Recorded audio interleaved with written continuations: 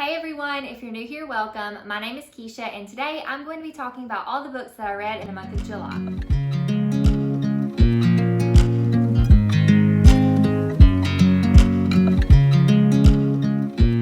So today you may hear a little bit of rain ambiance in the background. I'm not sure if you guys can hear that or not, but it is a very rainy, gloomy day here, so not the best day and the best lighting for filming, but definitely a great day to read. So that is what I'm going to be doing as soon as we get through here. So without further ado, let's just go ahead and get started. Some of the first books that I read this month were the Summer I Turned Pretty trilogy by Jenny Han. I actually watched the adaptation of this on Amazon Prime before I read the books, and I absolutely am obsessed with this story. It is so good. It may be a little bit toxic relationship-ish, like teen toxic relationship, but I mean, it was just so good. I love this show. If you haven't seen the show, I highly recommend it. I still think I prefer the show to the books. The show follows the first book in the trilogy, and then there's going to be a season 2 next summer, which I'm so excited about. Don't know if you can see Jovi, but she is going to join me now. She is having a little bit of a reaction, I think, to a shot that she gets every year.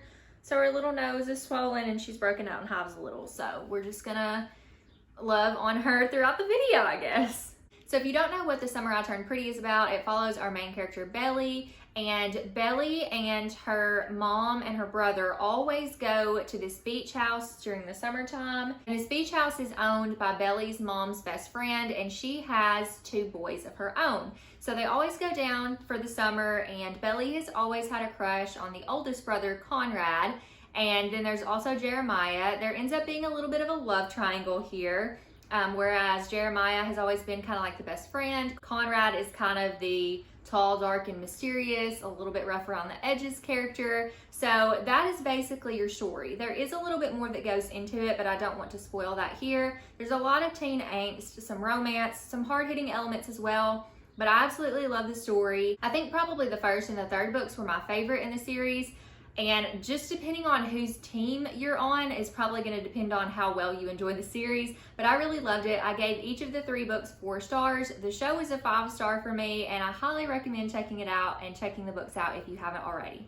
The next book that I read is a middle grade graphic novel, and it is called Marshmallow and Jordan. I can't remember the author's name, but I'll go ahead and pop the book up on screen here. This is a really sweet story about a girl named Jordan who is the star basketball player for her high school team up until she had a tragic accident happen that paralyzed her from her waist down. Now she's in a wheelchair and she's not able to play like she used to be able to, but she is still very much a part of the team. Obviously, with her not being able to play, that does have an effect on her as someone who loves basketball and was really good at it. So one day, Marshmallow, this elephant, shows up and kind of helps her get along and find a new sport that she can play. And it kind of just follows that story where she still loves basketball. She still has her friends in basketball. Oh my goodness.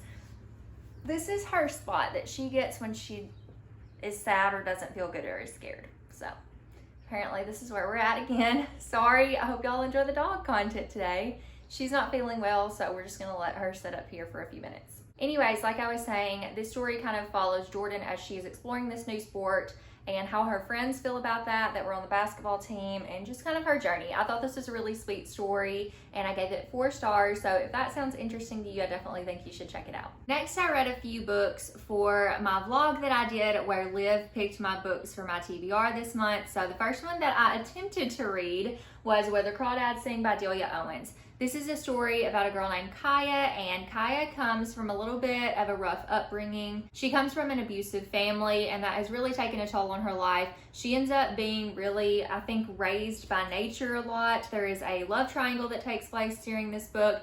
There is a murder that takes place during this book, and it jumps back and forth in timelines between past and present. I did get about 100 pages through this book, and I really just wasn't vibing with it. I didn't really enjoy the writing. I don't think the writing was bad, just not something that I really enjoyed.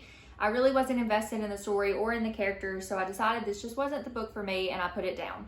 I have since figured out what has happened or what will happen at the end, and while I think it's interesting, I don't know that it would have panned out for me. I don't know that I would have still enjoyed it, or if anything would have turned around, because I really was just bored with the book. So unfortunately, the book that everybody raves about, the book that everybody loves, is not the book for me. I think I might give the movie a try, but overall, I just don't think this was a story that I would really enjoy that much. Then I read The Invisible Life of Addie LaRue by V.E. Schwab. This is another book that is very well loved in the book community. Everybody raves about it and gives it 5 stars. I did manage to make it through this one. It took me about 130-ish pages to get into it, but it was very slow. This is a fantasy novel, and I would say it reads more like magical realism, which I like, but I think it was just a little bit too long of a story for me. I never really got truly invested in the characters. I did care a little bit, and enough, obviously, to finish the story, and I thought it was good. I thought it played out really well. I liked how it went. I think this is a great story. I think this is probably one of V.E. Schwab's better books. I just don't think that just because I know somebody is a great author and has like good books, here's Jovi again, and just because I can appreciate it doesn't mean it's my favorite. So I know that this is one of her better books, but it's not my favorite. My favorite of hers have been Vicious and Vengeful, and then also the City of Ghosts middle grade series, or the Cassidy Blake series. So I didn't enjoy this one as much. If you don't know, this is a story about Addie, and she makes essentially a deal with the devil, and she wants to be able to be free and live her life and do as she pleases. And she ends up actually not being able to be remembered by anyone, so that is why it is her invisible life. Nobody can remember her name. She's really not super able to make a mark on the world, or so she thinks. And then one day, somebody remembers her name. So that is what the story's about. I think it's a great synopsis, a great setup for a story. I did enjoy reading it. I gave it 3 stars. I do think this is a good book, but I just feel like it was a little bit disappointing for me in regards to the hype. It just wasn't quite it, but I do think this is a good story, and I don't want anybody to think that I don't think it's a good story. I just think it wasn't the one, like the perfect one for me. Then I read Behind Her Eyes by Sarah Pembroke. This is one of my most anticipated books of the year. This is a book that I've heard so many people talk about, whether they've loved it or they've hated it, and Liv really loved this book, so I really wanted to give it a try, and I did end up liking it. I gave it 3.5 stars. It was a little bit disappointing because it was predictable for me, but overall, I really enjoyed my time reading this book. I read it kind of slowly, but overall I enjoyed it. I do think it reads a little slow for me at least, but I was invested in the story the whole time. I was trying to figure out what was going on. But if you don't know, this book is about a woman named Louise, and she ends up like having this one night like kiss fling thing with this man in a bar. The next day she goes into work and she finds out this man is her new boss at her office. And then she's at another time walking on the street and runs into this man's wife and becomes friends with her. So now there's this thing going on where she had this thing with this woman's husband, and she's friends with her now, and she works with him, and there's just some stuff going on. She seems really involved in their marriage, but she doesn't need to be, because there is some stuff going on that she does not know about. So you're just trying to figure out what's going on here. Who's the good guy? Who's the bad guy?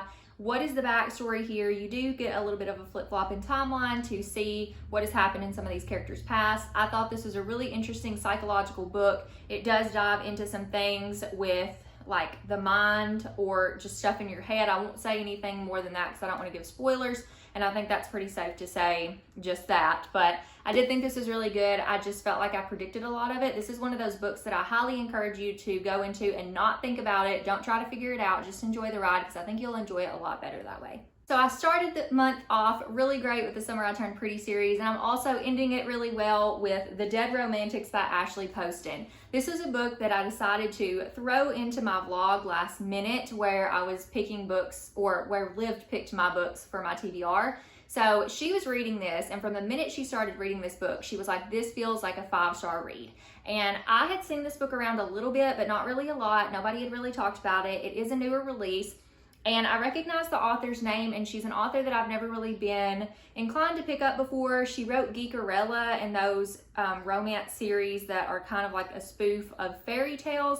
It's not really my vibe, so I've never been interested in picking anything up by her. I do own Among the Beasts and Briars, which is a fantasy novel, but I haven't read it yet. So this was my first Ashley Poston, and y'all, this is like one of my favorite books of the year. It is so good.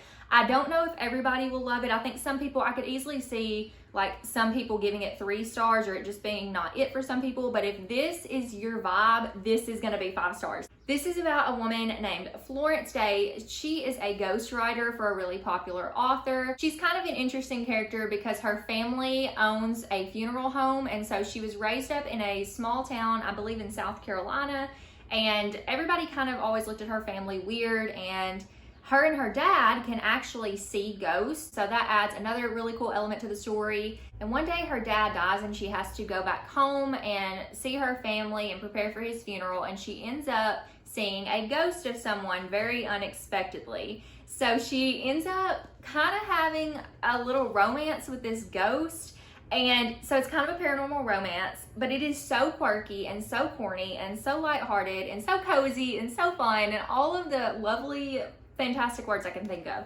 I loved this book so much. It was fast-paced. It had pop culture references in here that I loved.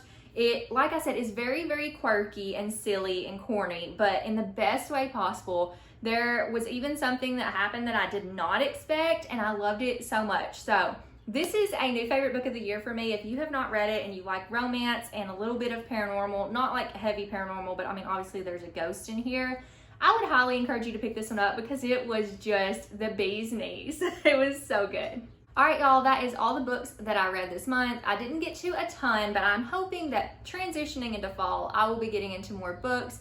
Let me know down in the comments if you have read any of these books and what you thought about them. And also let me know what your favorite book that you read in the month of July was, because I might need to add it to my list. I appreciate you all so much. Thank you for watching, and I will see you in my next video. Bye, friends.